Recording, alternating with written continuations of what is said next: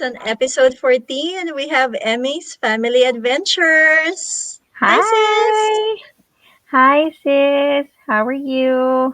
I'm doing good, sis. Thank you so much. At Good. ako'y iyong pinaunlakan. So she has two YouTube channels, Emmy's Family Adventures and Emmy's Family Kitchen. Dalawa talaga, bongga. And Hindi. yung Sinubukan ko lang yung kitchen.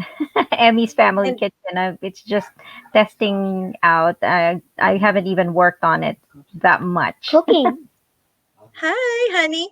So the very first channel is it's Emmy's Family Adventures. It's a monetized channel, and then you're currently working on Emmy's Family Kitchen. So guys, make sure to subscribe. Make sure to hit that Yeah. bell for the two channels of Sis Emmy here. So Sis Emmy, nagkakilala tayo doon sa marami nating GC together, right? Yes. I think it started with Kuya Ron in the island. I'm not sure. Yes. So we I had think that. I think, Bayanihan, and then the Layas, right? Solid Uh-huh. Layas, and then Kazuka, and Kazuka. then Uh-huh. Bayanihan JC, di ba? Yeah. Madami tayong mga pinagdaanan. Yes, but today our topic will mainly focus on a very important, I feel like it's a very important topic because it's about homeschooling. And this is something so interesting, at least to me. And I hope that the audience and the viewers find this very interesting. So, sis, ano ba talaga ang homeschooling for you? Homeschooling is actually educating your kids at home by you as a parent, or kung may pera kayo, by a tutor, or mag-sign up kayo sa online homeschool programs. Madaming available out there. Kami ng husband ko yung nagtuturo sa mga bata. I see. Paano kayo nag-arrive sa decision na i-homeschool yung mga bata? Meron bang nag-trigger na experience or was that because of pandemic? Actually, before the pandemic, nag-homeschool na kami. So, we Mm. started in 2019 nung nag-kinder yung oldest namin. So, sabi namin, susubukan lang muna namin. See if it's a good fit for the family. Tsaka marami kaming travel plans for that year. So, we Oh. decided to do homeschooling so we can take it with us anywhere we go. Nagpunta kami sa Hawaii tsaka sa Philippines. Tapos, yun, dinala namin yung mga lessons, yung mga books, yun, para flexible yung schedule na hindi namin sila ipo-pull out for 2 weeks at a time sa school. So, kaya kami nag-start mag-homeschooling sa mga bata. So it started in 2019 and up to now, sis, right? Nag-homeschool pa rin yung mga bata. Yes. So, naka 2 years na kami. Magsa-second grade, actually second grade na yung panganay, tapos yung bunso is kindergarten. So we just Oh. started our homeschool year for 2021 and 2022. With the homeschooling, sis, paano yung routine nila daily? So I'm so curious, like, do you follow like the schedule ng public school system or private school system or it's like 8:15 to say 1:15, 2:15? Sa totoo lang, kami, mga late kami natutulog at late nagigising. So, yung schedule namin, it varies. Minsan maaga kami, minsan late na, depende kung may appointments, ganun. So, ang nangyayari is, depende sa kung anong time everybody is ready. But mostly it's like Oh. 11 a.m. Yeah, 11 a.m. kami nagsa-start, tapos natatapos kami mga 2 p.m., ganon. Tapos, after a very few hours spent, may siguro 3 hours, 4 hours, ganon per day. Tapos, the rest is, laro-laro, ganon. Tapos, mga trabaho sa bahay. So, mixed in na siya. Unlike sa public school, right, na you have to follow their schedule, there's tardiness, you have to report absenteeism, 'di ba? Tapos meron silang baon, kailangan pang i-prepare mo yung lunch nila. This is my daily Mhm. life. Kinukwento ko lang sa yung daily life namin. Di ba? Ang kamusta naman yung curriculum? So, kunwari, alam ko dalawa yung anak mo, they're both boys. And what are their ages and how do you find the curriculum on what to teach them? Sinusunod ko yung standards ng public school, pero minsan hindi ko sinasali yung iba. Merong mga recommended sila na subjects. So for our state, required kami na mag-report twice a year sa kung ano yung tinuturo namin sa kanila. It's called a portfolio review. So that happens in January and June. So tinitingnan nila kung ano yung mga books na ginagamit namin at saka ano yung mga activities na ginagawa namin sa homeschool namin. So in deciding what to use, it's wala kaming strict na guidelines. You know, you can teach what you want to teach your kids at saka um, or kung interested yung mga anak mo sa certain subjects, dun kami nagfo-focus, like they want to learn about astronomy or, you know, it's a wide range of subjects. But I still follow the basic subjects na kailangan ituro sa kanila at that grade level. Wow, Yeah. I didn't know that you're supposed to submit a portfolio. That I've never heard. That's Yeah. amazing. Is it hard to do, sis, or is it easy to do yung portfolio? I compile it as we go along. Like yung mga Mm. yung writing samples nila, yun sinasave ko yun, yung mga art projects nila, at saka yung may journal writing din kami. And then, um, for example, ililista mo din doon yung exercise nila, ano ba yung ginagawa mo sa PE nila. Tapos, meron akong reading logs, like yung ano yung mga books na nabasa na namin. Yun, pinapakita ko din Oh, yon. that's so So, nice, yeah, sis. you have to compile it as you go along. Tapos, yun, ipapakita mo lang sa kanila kung ano na yung mga nagawa ng mga anak mo. And the books, they also look at what books you use. My next question, sis, is Mhm. pagdating sa budgeting.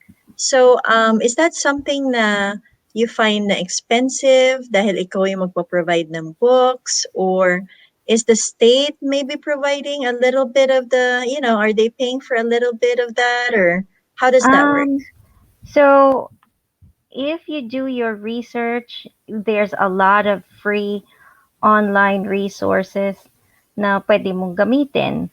Or, bibili ka ng sarili mong textbooks, your own materials. Like, I got the science curriculum for second grade. I didn't even know we needed a microscope for it. And, you know, we already started school. So we go, oops, I missed that one. So I'm looking around on Amazon or online kung anong mabibili ko. Sinasabi ko na hindi siya mura kung sasabihin natin kasi gagastos ka din sa mga art projects nila, gagastos ka sa mga libro at yung mga tools na gagamitin nyo sa mga science experiments nyo. So, pero kung matyaga kayo at maghahanap kayo ng mga free online resources or yung mga gumamit kayo ng mga used textbooks, merong Mm-hmm. online na community na nag-exchange sila ng mga books. Kunyari, second grade yung anak nila at nag third grade na pwede mong gamitin yung mga books nila, ganon. Pero sa amin, Oh. I just bought everything online. Um, at saka yung mga ibang gamit na kailangan namin, everything I just got it online. Sis, pwede ka bang mag-skip? Kunwari, tong project na to, medyo mahal. Can you choose another project? You know what I mean? Like, kind of adjust. It's within your budget, kumbaga. Yeah, you don't have to strictly follow the curriculum that you got. If it's something that you think your kid is not interested in, ini-skip ko na siya parang pag nakita ko na nabobore siya, hindi Yeah. namin ginagawa. Pero nung nakita Oh. niya na mag-e-examine kami ng mga leaves, ng mga bacteria from the pond water, he really wanted to get the microscope. I said, I Oh. was just gonna skip it, you know, kasi hindi ko nga nabili. But it's okay. If he's interested and he wants to do it, then we provide for it. Right. Are there any maybe discounts online, that you found? Maybe Amazon for school supplies or anything like that at all?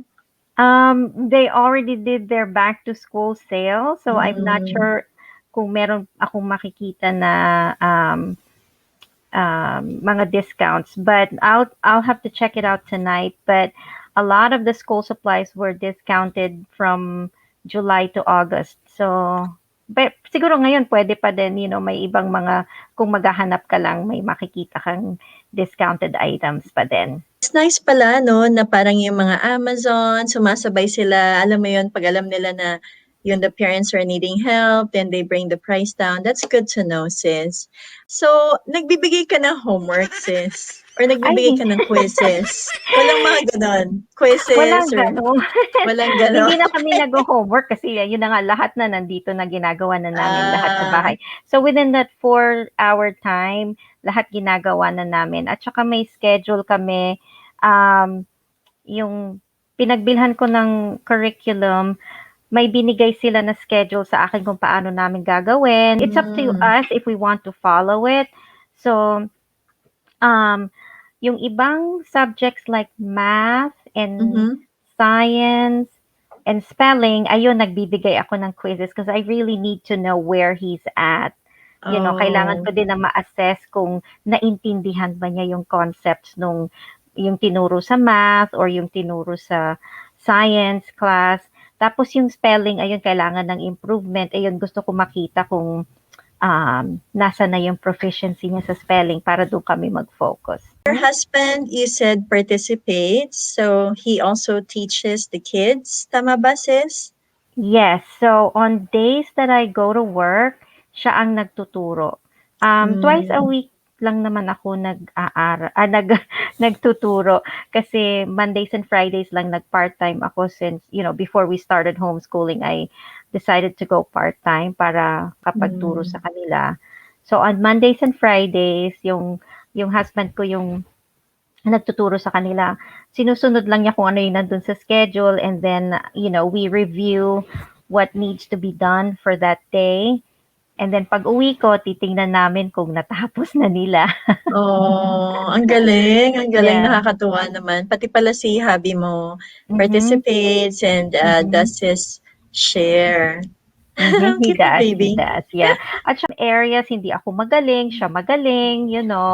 So, um, tulungan lang kami. Right? Sa public school system, they really don't have any teaching about God or Jesus or spirituality. Are you teaching that part as well? Yes, actually, nung bago kami mag-decide na mag-homeschool, gusto namin sila ipasok sa Catholic private school, pero hindi kaya ng budget. So, sabi ko, sige na nga, subukan natin mag-homeschool. And then we included, tinuturuan namin sila nung like the Lord's Prayer, memory verses, and the scriptures.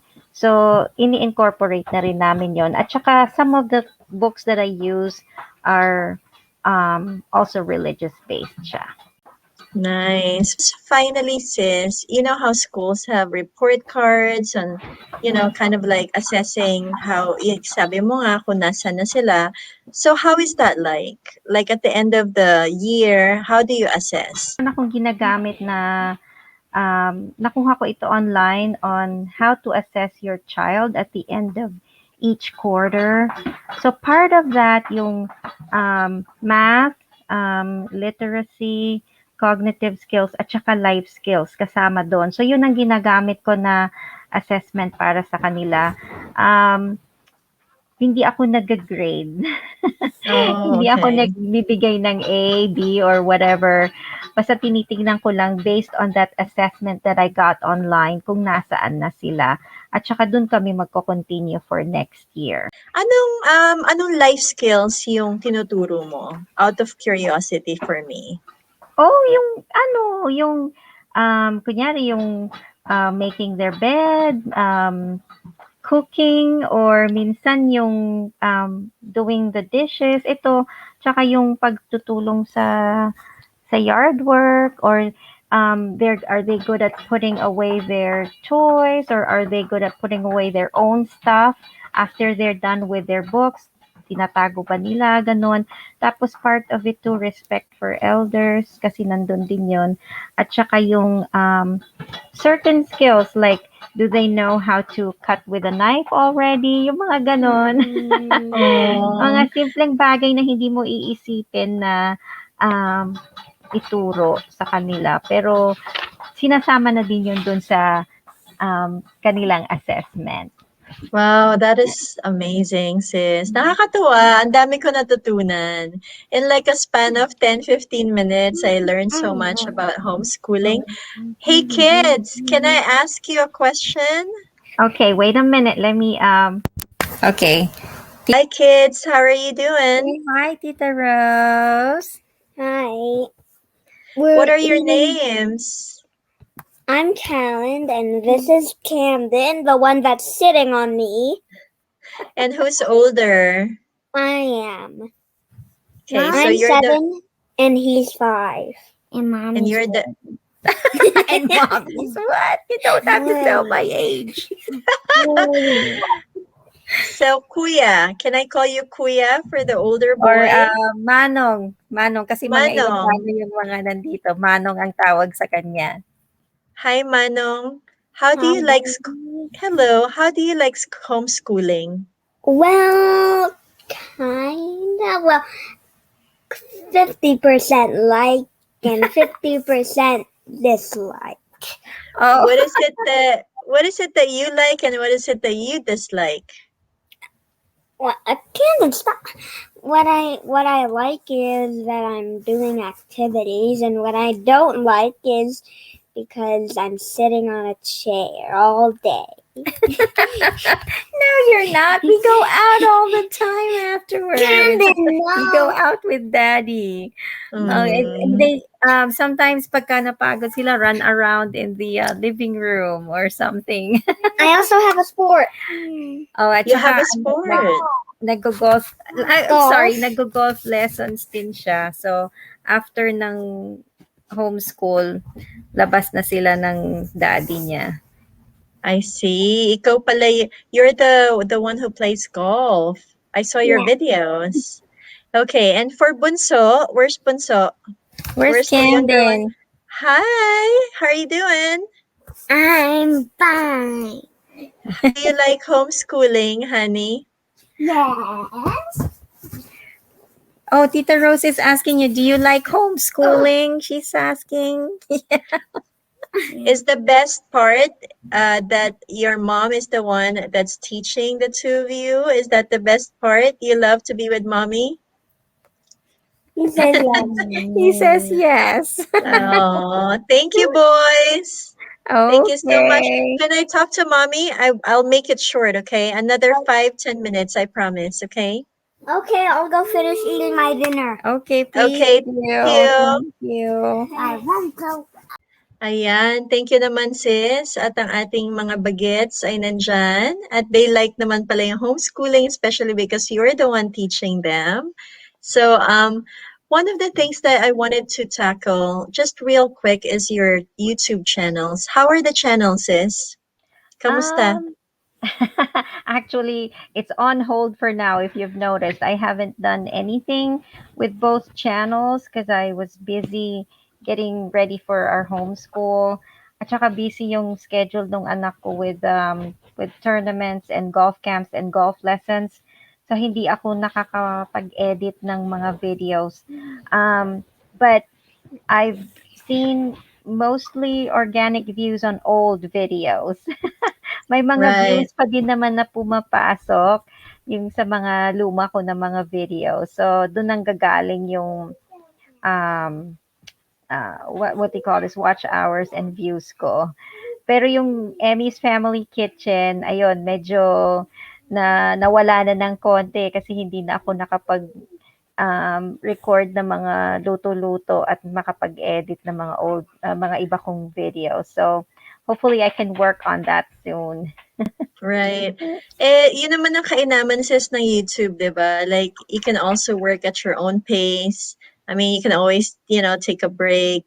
Pwede ka Yeah. magpahinga or magbakasyon. Wala naman tayong boss. tayo yung That's sarili true. nating Yeah, tayo employer. yung sariling boss, and it's up to you Yes. if, how much effort you want to put into it. And if you get busy with other things, it's still gonna be there. Pwede mo naman din siyang balikan. So on YouTube, sis, how profitable has YouTube been for you? How is that experience? Or just to share with newcomers na mag-YouTube pa lang, what is your experience like in terms of the financial side? Um, kung titingnan mo, mas marami kang expenses, na ibubuhos sa channel mo minsan, like buying your equipment and all the other tools you need for vlogging. Mhm. You're right. Um, nung na-monetize ako at, active pa ako sa pag-vlog, ayun, may makikita kang income na papasok. Pero hindi pa din siya enough para ma-recoup mo yung expenses mo sa channel mo. So, ito Mm. na ang ginagawa ko ngayon. It's just for fun. And I actually started doing YouTube to preserve my memories with the kids kasi mabilis silang lumaki yun. Yung mga travels namin yun. Parang source of parang storage ko na lang nga din yung YouTube mga videos ko. Yes. Same with me, sis, honestly. And Yeah. so we're gonna move on to your profession, sis. I don't know if a lot of people know about this, but you're actually a nurse, Mm-hmm. and you're based in Maryland. You went to the U.S. Back in 2004, and taga Cubao ka, sis, Quezon City, right? Yes. Um, I actually grew up in Davao City. And then we moved to Cubao. Nung Mm-hmm. nag-college na ako, sa Cubao, Quezon City na kami. Pero yung mga nurses natin, right? Just like you, sis, you guys went through this immense stress and pressure nung nagkaroon ng pandemic. Mm-hmm. Um, everybody's lives changed, but more importantly, kayo mismo, dahil frontliners kayo, 'di ba, wala kayong choice dahil yun yung profession nyo. You had to be in the middle of everybody, right? People getting Uh-huh. sick, perhaps people dying. You don't know if you're getting sick from them, or if you're the first ones to take the vaccines maybe. So, kamusta ang experience mo, sis, sa pandemya bilang nurse? Um, so, ako kasi nagtatrabaho ako sa surgical services. What I do is I interview patients for surgery and I get their charts ready for their surgery. And I, pagbigay ng instructions sa kanila and to make sure na ready sila for their surgery and they're optimized to get anesthesia. So, um, nung nagsimula yung pandemic, nagsara yung surgery center, yung surgical services. Oh, Nag-stop sila ng surgeries for I think 2 months, 2.5 months, almost 3 months. So, ang ginawa nila, nire-deploy nila kami sa mga medical surgical floors, telemetry floors, at saka sa ICU. So, nagtrabaho ako sandali sa ICU to help out. That was around mga first few weeks of April na right, nagtrabaho kami doon. Pero ang nangyari is they prefer, syempre, yung mga ICU nurses ang mag-work doon. Kasi kami parang support lang kami, hindi naman ako ICU nurse, no? So, ang nangyari, nag-furlough sila, hindi din ako nagtrabaho for a month. Yeah. Until na nag-open up yung surgery, yung surgical services. So, mahirap din kasi, um, gusto mong, syempre, kailangan mo din kumita, So, that was kind of hard. You just have to change your budget and all. Pero, at right. least, nakabalik pa din ako at saka may trabaho pa din na nabalikan, nag-open up yung surgery. So, I'm still thankful and I'm still working there Right. right now. And you just have to um, be strong and stick with it. Pero yung talagang nasa um, patient care, I can understand na mababurn out talaga sila. I know it's very stressful for them. I was really nervous at saka yung level of fear mo na makuha mo yung virus, andyan parang ayoko nang umuwi or ayoko na magtrabaho, Mm, gusto ko na mag-quit, but you have to do it. So, right. after na nag-open up yung surgery center, maraming changes. Um, but I'm still thankful that I have a job. Kasi maraming nawalan ng trabaho during that time. And I'm thankful that, this job was still able to provide for my family. That's good. Sis, yung mga changes, did you mean like they became stricter in terms of like maybe process implementation, sanitation, mga ganun yung changes na sinasabi mo? Yes, you can. They actually gave us an option to work from home if we want to, because I do phone calls and it's mostly computer. Um, they gave us an option to work from home. Tapos lahat ng mga pasyente kailangan itetest sila, and then um, maraming mga changes sa scheduling, ganun. Pero, Hmm. you just adjust as the days go by. You just have to be ready. Like, maybe one day this is what we do, and then the next day, iba na naman ulit yung gagawin natin. You just have to be ready for the changes. Kumbaga sis, naging flexible ka sa, Mm-hmm. kapag go with the flow. Yeah. Nagbago ba yung tingin mo sa pandemya from the time that it was starting up to now?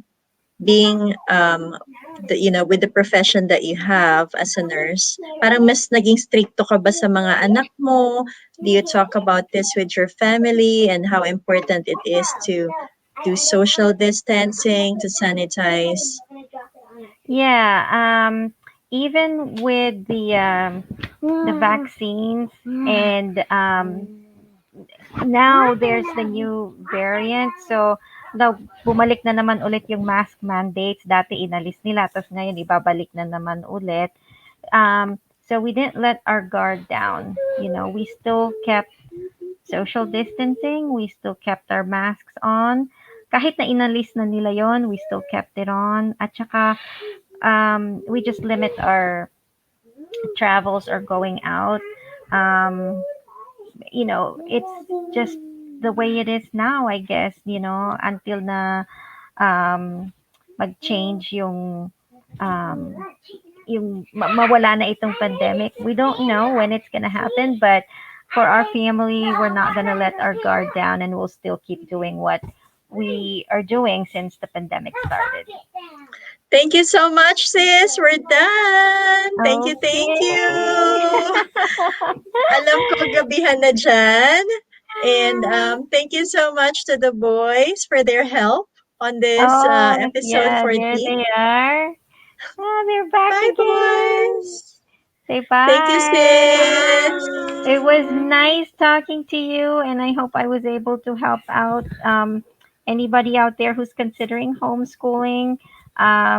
If you have any questions, you can just comment down below if you have any questions about it. Just saying that sa Pilipinas, baka mas okay siya na option, 'di ba? Kasi alam mo naman yung pandemya and ang hirap ng traffic, naka-lockdown. Para sa mga ibang magulang, baka ito yung option nila. This might be your best option to do homeschooling. And so that's why we're talking about it. It's quite relevant to what's happening right now with the lockdowns. So sis, Hmm. thank you. Bye, You're welcome. It was boys. nice talking to you. Bye. Bye, guys. Shout out Kazuka. Bayanihan GC. Ayan, nakiki-shoutout yung Bye. mga boys. So Yeah. my final question is nabago ba yung tingin mo sa pandemya, from the time it was starting and then now that it's like the vaccines are getting are being provided by one more time. So I was like, yeah, what am I saying? Okay, one more time.